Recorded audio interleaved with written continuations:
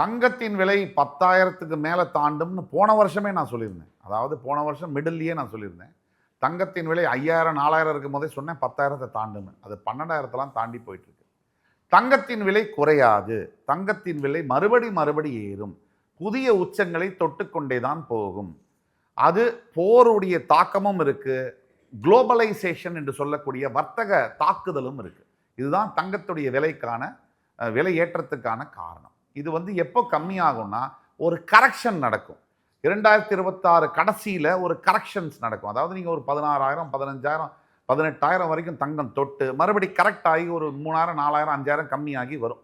அந்த இடத்துல தான் ஸ்டெபிலைஸ் ஆகும். ஒரு கன்சாலிடேஷன் நடக்கும். அது வரைக்கும் தங்கத்துடைய விலை ஏற்றம் பெறும். மக்கள் தங்கத்தை வாங்குறது அப்படிங்கிறதையே மறந்து போகிற அளவுக்கு தங்கத்தோடைய விலை இன்னைக்கு இருக்கு.